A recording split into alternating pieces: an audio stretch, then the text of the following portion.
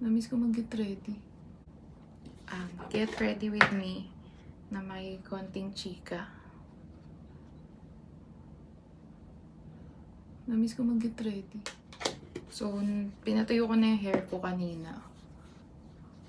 Kasi, bala ko siyang ikulot.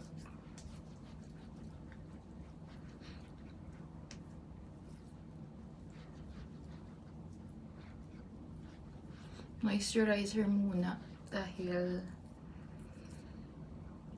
sobrang init sa labas ngayon. Kita niyo yan. Nakikita niyo to? Grabe! Sunog talaga yung ganito ko kasi tamad akong magpayong. So, magkukulot-kulutan ako ngayon kasi wala lang. Bets ko lang siya. Ang hirap niya kasing i-maintain everyday. And, ayun. Basta hirap niya i-maintain. Kasi, syempre, magpapatuyo pa ako ng hair. Tapos, yun na. Ikukulot ko siya. Magpapatuyo ko ng hair. Wala akong blower. Kasi, hindi talaga ako ma-blower ever since. So, ano lang. Tawag doon. Talagang ever since plancha lang yung meron ako. Kaya, ayan. Plancha-plancha lang. Ang gwapo ng ano ko. Watch face ko. Hindi rin ako machika pagka nag-get ready. Get ready, get set, go.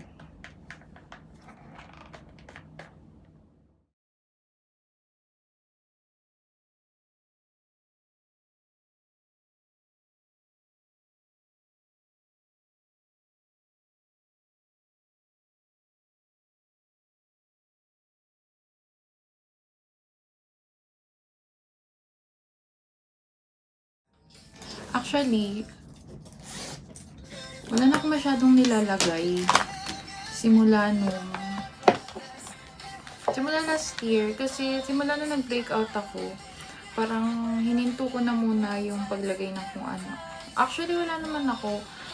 Sunscreen lang, tsaka basta O2O something na parang BB cushion. Yun yung ginagamit ko. Pero, yun, lately, nag-switch na ako dito. So, wala na ako masyadong nilalagay. Tinted sunscreen na lang.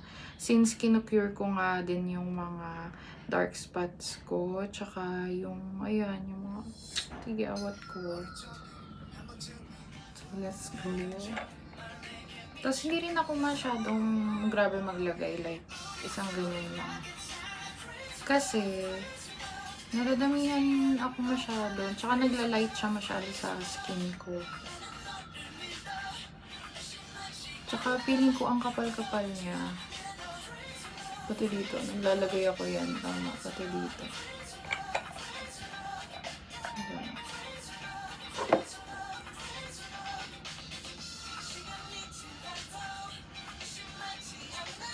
Actually, pag naglalagay ako, hindi talaga ako nagamit ng ganito. Kamay lang. Kaso nasasayangan ako kasi napupunta siya sa kamay ko. Imbis na mas nakakalat ko pa siya lalo.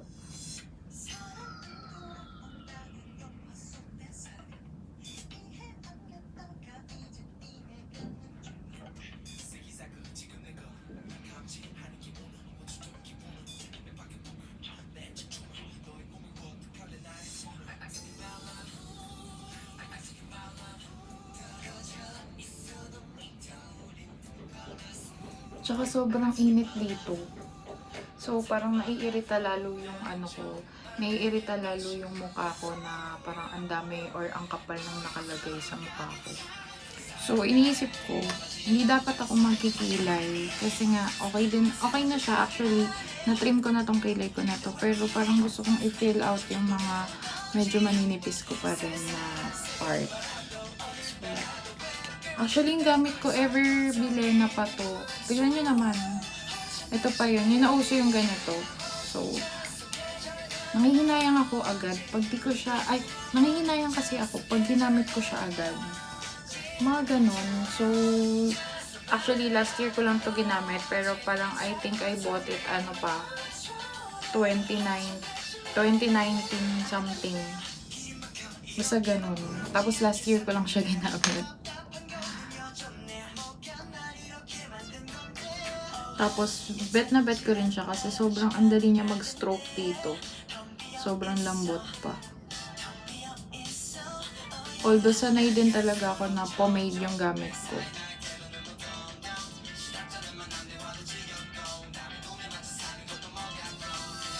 Saga.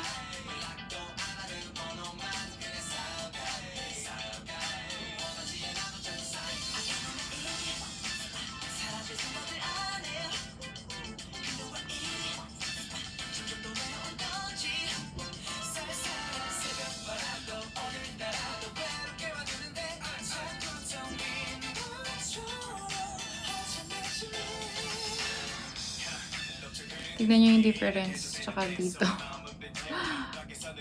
So, ganyan ako magkilay.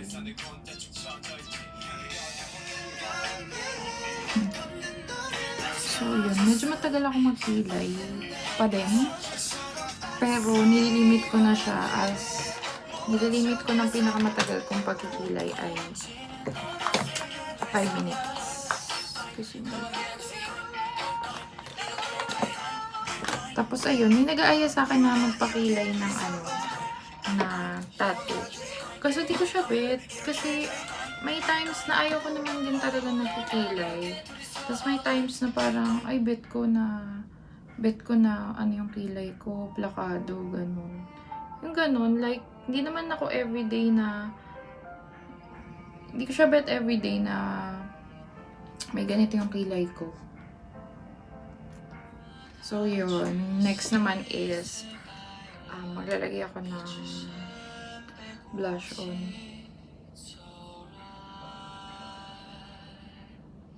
May friend ako na hindi talaga ako ma-blush on, like, hindi super. Tapos may friend ako na, grabe, in-influensyahan ako. In-influensyahan ako na, grabe, ma-blush on. Tapos, may napanood ako naman na beauty something na kinaganyan niya yung blush on. So, hindi ako familiar sa kanang na ganun before. So, ayan. So, mas okay pala din talaga.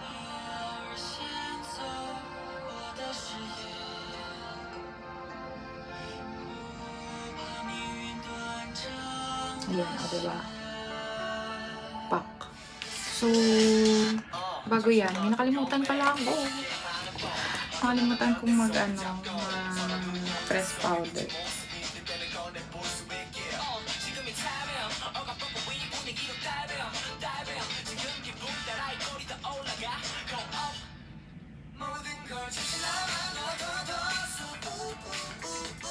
Ang tagal ko nang hindi nag-get ready. Dati ang hindi ko mag-get ready. Lalo na pag sa office.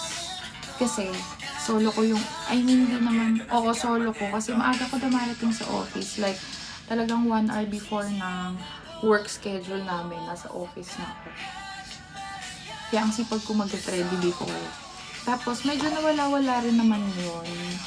Tapos, pag umaalis, di ko na matandaan. Basta mahilig ako mag-get ready with me before. Tapos, nung pumunta ko dito, medyo tinamad na, ganyan. Tinamad mag-edit. Naglalagay rin ako ng yung powder na ganitong blush on.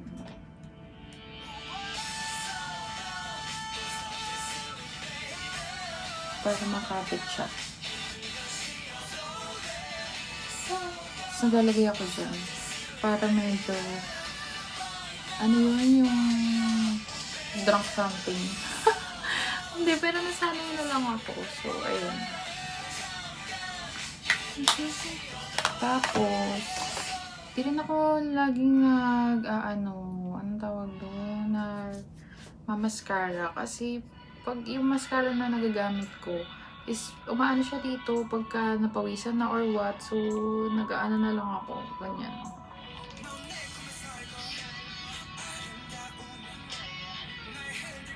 Pero actually, di rin ako gumamit ng ganito.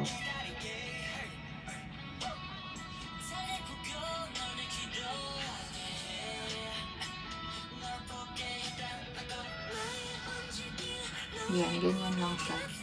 Tapos, maglilipi na ako. May favorite akong lipi ngayon. Ito. So, Maybelline Vinyl to. In shade number 10. Tapos, di ko to masyado dinadamihan kasi nga, ano siya, medyo light, medyo ano siya, parang yung, hindi siya matte. So, di ko siya masyadong din. Sorry. Bet ko yung color, pero yung finish niya, di masyado na. So, ganyan lang ako maglagay.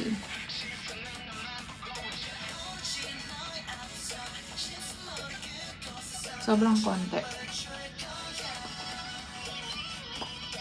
Kasi, yung sobrang konti na yun, nagigit naman niya na yung shade na gusto ko talaga.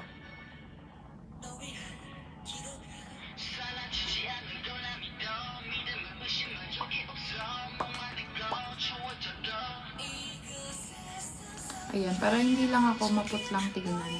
Kasi ang putla ko talaga pag makita niyo naman, ang putla ko pag wala akong lipstick. So, yeah, yun lang naman. Yun lang yung usual na lagi pa. So, yun yung usual na routine ko every time na lalabas ako and every time na gusto ko lang na maayos yung itsura ko, ganun. Pero, most of the time, sunscreen lang, lipstick, then wala, go na. Yun lang naman. Bye-bye!